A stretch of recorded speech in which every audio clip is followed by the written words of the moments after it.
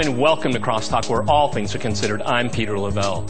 Every once in a while, Crosstalk has a look at the big picture of a story. In this case, it is the Middle East. What are the current defining trends? Who are the winners and losers? And how is this volatile and very dangerous region changing? And is American influence on the decline?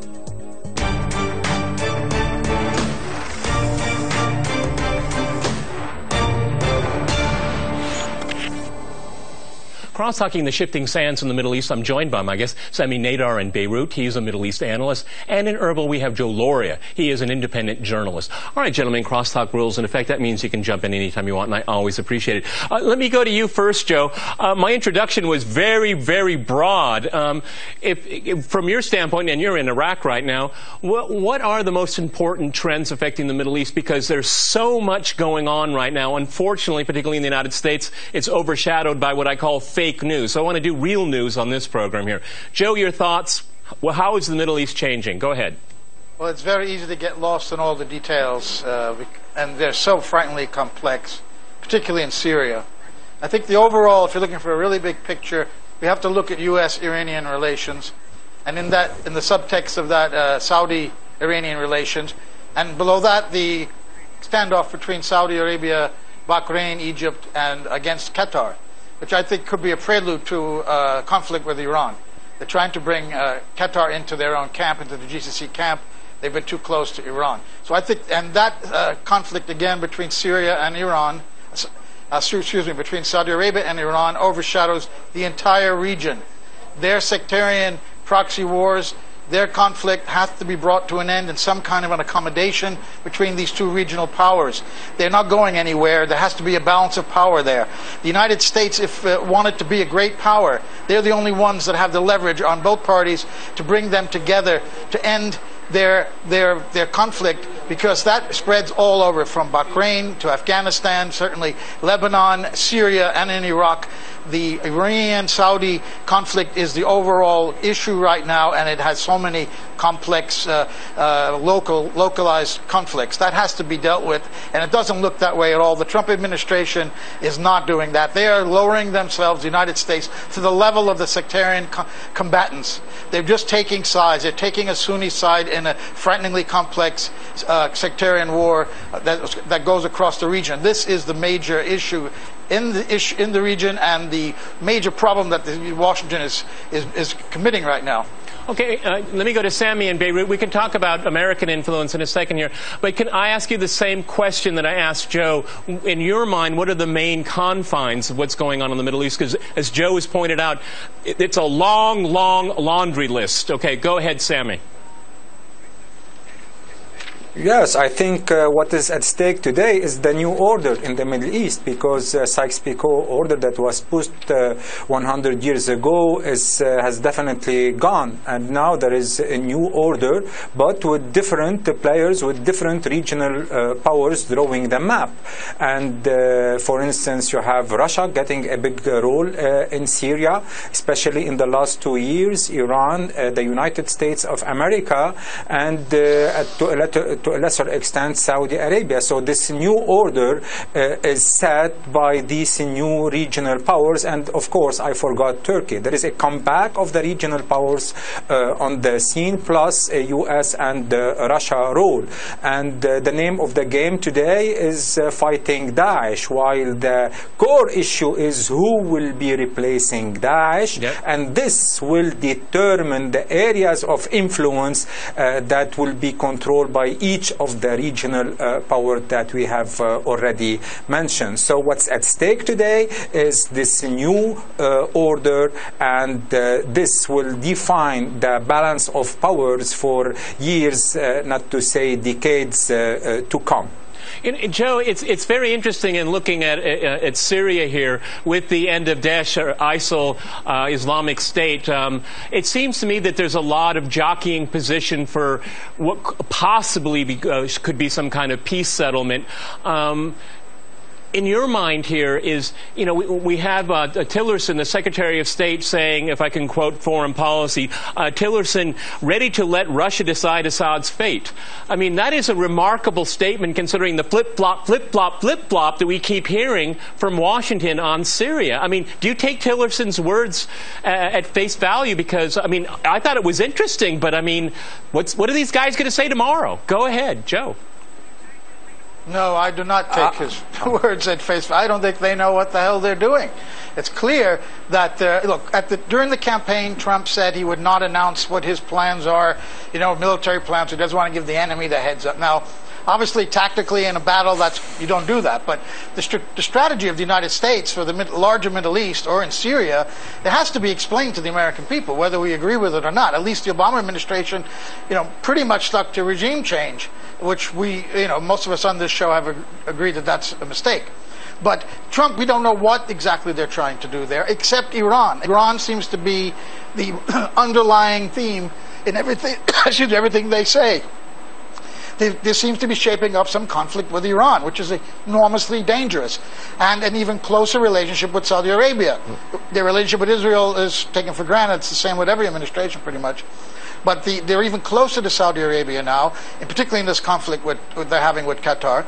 And I think that this is the only thing that we can discern coming out of Washington, is that they're shaping up to some kind of conflict or confrontation with Iran, which is an enormous mistake. But other than that, on the day-to-day politics of whether they want Assad in or not, whether Russia will decide this or not, whether the U.S. is cooperating with Russia in Syria or not, or whether they're going to shooting down Syrian aircraft, piloted aircraft. This is just a complete muddle for a region that's normally a muddle, but the United States is not providing any clarity, at least what the hell they want to see done in the region. And this makes it even harder as an analyst to try to figure out what exactly is going on or what the U.S. motives are. Sammy, I get the impression that there's been a devolution of responsibility here, taking what Joe just said about Saudi Arabia. Do you think the Trump administration is kind of allocating Saudi Arabia to be its point man in the region? Of course, it has its Israeli ally. We have the Saudis and the Israelis very close together. But there's one problem with all that, and that is Turkey, and now a NATO ally here. I mean, what's going to happen there? Because there's an enormous amount of friction here, and it's all summed up in one word: Kurds. Go ahead, Sammy.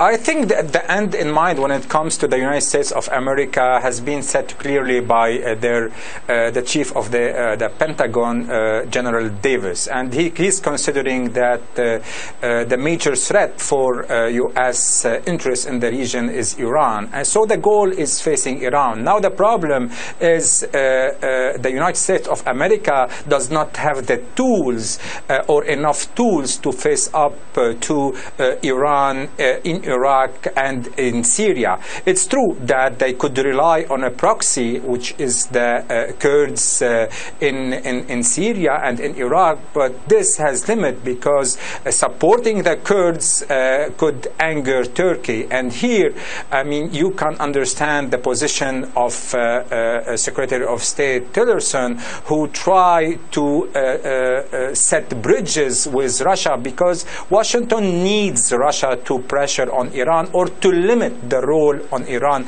at least in Syria. So because of Obama administration policy that ordered a withdrawal from the Middle East, this lack of clarity, Washington lost a lot of tools in the Middle East and a lot of leverage. It's true that now it's increasing its presence in terms of military presence on the ground, and they are investing more, but it's not easy to get back to the old situation where they were the major force prevailing. Today, their primary focus is to face up to Iran, but they need partners. Saudi Arabia is definitely a partner, but they need other partners too, and this is where Tillerson is trying to engage with the Russian. You know, Joe, it's very interesting is because I absolutely agree with Sammy. I think there are fewer and fewer tools of influence, but there are more and more troops, and troops are not a very good instrument of politics at the end of the day. Look at the number of troops that are in Qatar and all these saber rattling have from Saudi Arabia and other Gulf countries there. And the United States is right in the middle of that. You have a Turkey, a NATO ally, where the United States is on the other side in the conflict in Syria. I mean, this is too much military involvement. It actually limits their options in a way. Go ahead, Joe. I'm not sure I agree. I think it's maybe the other way around, that the U.S. is not looking for proxies. The Saudis and Israel, if they want to attack Iran, which they've said repeatedly they basically do, including Mohammed bin Salman, the new deputy crown prince, who's talked about bringing the war inside Iran, they need the United States. This is their long-standing goal, is to cajole the United States to back their plans. They don't have the military might to fight Iran. They have the might to back, the Saudis certainly do, to back extremists throughout the region, particularly in Syria. But they can't take on Iran without the United States coming on board. And I think that's what we saw when Trump went to Saudi Arabia and to Israel, that they were lobbying him to do this eventually. And it's very scary because Trump might be someone who will go along and do it. He seems reckless. And as far as Qatar goes, you know, I mean, and the Qatar situation is interesting because it shows, again, this enormous split.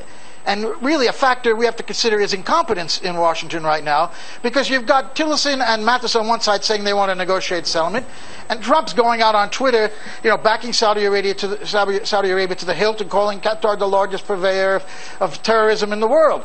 So they've got to get together on the same page somehow, or we don't know what's going to happen. But they certainly are not.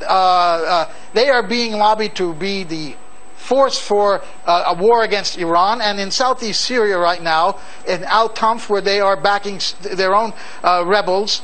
This is clearly an attempt to cut off the Baghdad-Damascus highway, which the Iranians use to supply Hezbollah. This is Israel's main concern, is that the Iranians continue to supply Hezbollah. They've been doing it by air, but this is a land route that the Americans, I think, are trying to cut off. That seems to be what their aim is, although that's also a guessing game. All right, what Joe, they exactly doing there. Let me jump in here. ISIS, because ISIS is not there. We have to go to a hard break, and after that hard break, we'll continue our discussion on the changing Middle East. Stay with RT.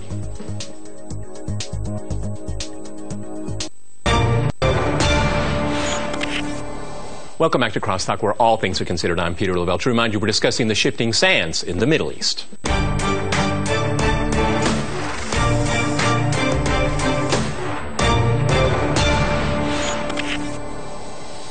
Okay, let me go back to Sami in Beirut. One of the most important changes that's been going on is the change in leadership in Saudi Arabia. And the Israelis are giddy about it. It looks like Washington has given a green light. Is this really smart to embolden this young crown prince? I mean, you know, the recent foreign policy of Saudi Arabia has been nothing but an utter disaster. And, you know, we can look at Syria and we can look at Yemen. But it looks like the Saudis are being prodded along and given a green light from their allies. Does this worry you for the region and for Saudi Arabia itself? Go ahead, Sami. Definitely, there is a new era in Saudi Arabia.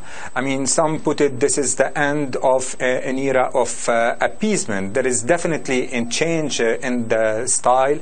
It's a more determined leadership. It's true that it's a high-risk bet for the young prince, given what's going on in Yemen, given the challenge of facing up to Iran, which is not an easy challenge, given the decline in oil prices. I mean, the conditions of his leadership are not easy at all. But, however, one has to keep in mind that Saudi Arabia has been directly hit by Houthis missile inside Saudi Arabia. So the threat was very close to Riyadh, and maybe this pushed the leadership to trigger this new change in the leadership.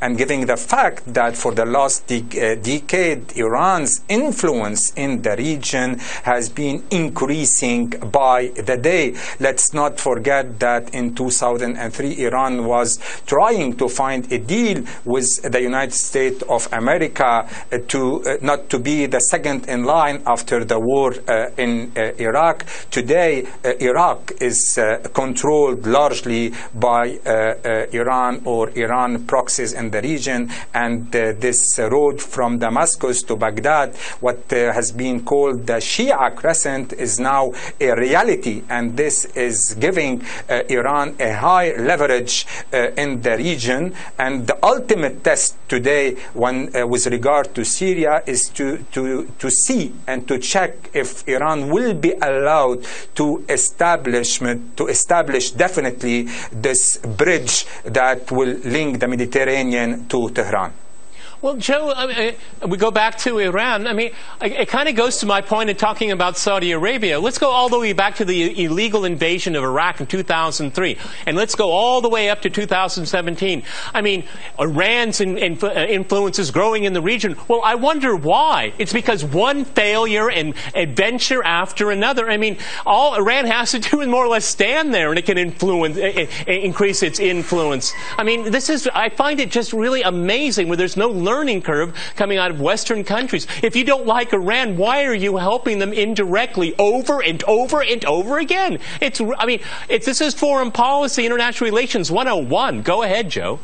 Well, there's no doubt that the American invasion here in Iraq in 2003 helped Iran's position regionally, but it also led directly to the existence of Islamic State in Iraq. Many of the Ba'ath Party officials that were kicked out of power joined that group and are trying to get back to power. Now, they're almost defeated now in Mosul, but they'll continue in asymmetrical warfare throughout Iraq. So that they're not going to go away. But if you look from a Western point of view, if you're in Brussels or Paris or San Bernardino or Berlin or any of the places that have been hit by either orchestrated or inspired attacks by the Islamic State, are you looking at Iran as being a danger to Western cities? When is the last Iranian-backed terrorist group that attacked a Western city? This is Sunni-backed, Saudi-inspired and paid for in many ways groups. I'm not saying there's a direct relationship between Saudi Arabia and those attacks, but they've certainly been supporting ISIS. We know that from Hillary Clinton's emails. So these are the groups that are threatening the West. Why is the West so obsessed about Iran? And when the threat comes from the Saudis-backed groups.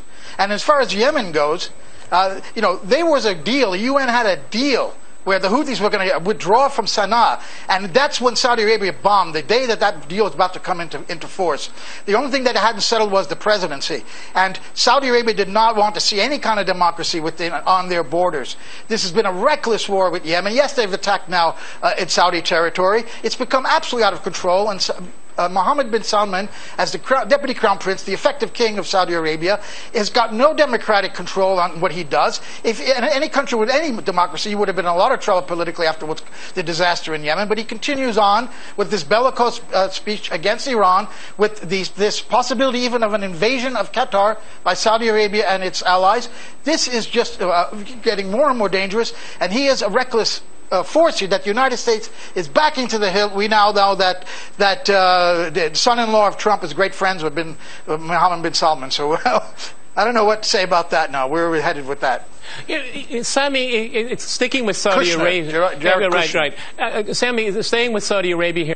I'm going to agree with Joe here. It seems that it wants hegemony in the region, and it wants other countries in the region, the Gulf countries, to mirror its domestic politics and foreign policy, which means no human rights, no democracy, no civil society. And Al Jazeera comes to mind out of Qatar. I mean, is this what the Gulf countries are signing up to? And at the same time, the more they put pressure on Qatar, Qatar just moves into the arms of Iran. Again, I don't understand the logic of how this supports the national interests of Saudi Arabia and the security of the entire region. It seems they're doing everything backwards and wrong. Go ahead, Sammy. When it comes to democracy, the countries in the Middle East, including Iran, have failed the test. So let's put Iran. Including Iran? Including Iran? Of course, including Iran. When you have, a council of experts that vet all the candidates that are allowed to participate in an election, we cannot talk about democracy. It's not about going to the ballot. It's about free campaigning. It's about creating the checks and balances inside the system and the human rights that are respected. But this put aside, I would like to focus on one major, problem is the tension between Sunnis and Shia, and we cannot over this reality. The problem is not only between Iran and between the Saudi Arabia. The problem is inside the Arab house, inside the Arab world itself, where you have this big and deep divide between two sectarian groups, and this is at the core of the war happening in Syria, and this is powder that could inflame at any point in Lebanon, in Kuwait, and in Bahrain, and this is the real problem. I don't think that putting the blame on one side would help. Definitely a rapprochement between Iran and Saudi Arabia and tackling the real issue would help a lot, but antagonizing or devilishing one party at the advantage of the other is not. It's not definitely gonna help. There is no a good cop, bad cop game here. We have a deep divide inside the Arab street, and it's taking a sectarian dimension that is putting jeopardizing the stability of the whole regions for years and decades to come. So if diplomacy has to play a role, is to push the major players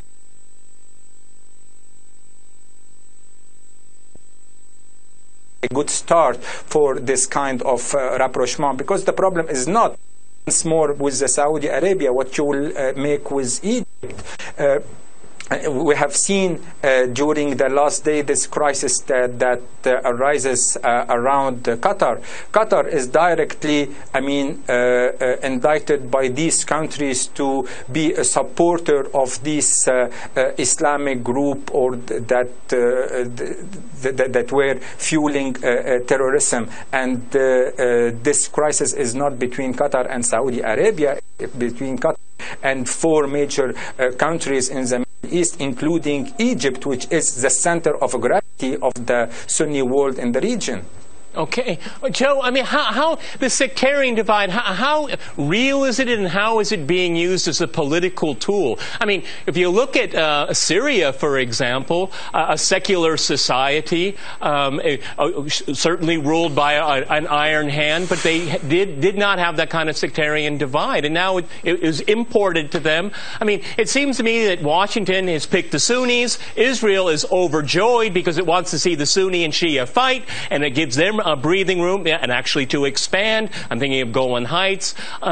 It seems to me it's a political tool, the sectarianism. It isn't innate in the populations of the country. We always forget these are royal families, these are dictatorships, and then there are people here, they're necessarily states. Go ahead, Joe. Oh, that's a good question. First, I agree with saying about Iran not being full democracy. It has more democracy, I think, than Saudi Arabia. Oh, I agree. wouldn't say it was a full democracy. The sectarian issue is here. I've been now here more than a year and a half in Iraq. I've spent well more than 2 years all over the region. And it's a real thing on the ground. People really do. People I know, Sunni guys here, who I'm very friendly with, who are really... The moment you mention Iran or Shiism, they turn into monsters. It's just an amazing transformation. However, that does come from the top in a lot of ways. There's no question about that. It is being used by the rulers of Saudi Arabia and Iran, I guess, to push their geopolitical interests in the region by using religious differences. So that you're absolutely right, Peter, in saying that. But there are real theological differences. You get down and speak with people, and they really get upset by things. Many not even Muslims. So to me, theology becomes just a way to divide people and not to unite them in any way. And people could believe whatever they want. It's how they behave that counts. And unfortunately, behavior does bleed into belief bleeds into behavior. So we see this division is absolutely on the ground. As Sammy said, this is a huge problem. And again, as I said at the beginning, only the United States is in a position to do something about that. They have to bring the major Sunni and Iranian powers, and I think Saudi Arabia is more of the center of gravity than Egypt. It used to be, I think, Egypt. They have to bring Saudis and the Egyptians, who are a client, really, state Joe, of Saudi Arabia. I got to jump in here. Together, gentlemen, to bring those things together. We've run out of time. Those were pearls of wisdom. Many thanks to my guests in Erbil and in Beirut, and thanks to our viewers for watching us here at RT. See you next time, and remember, crosstalk rules.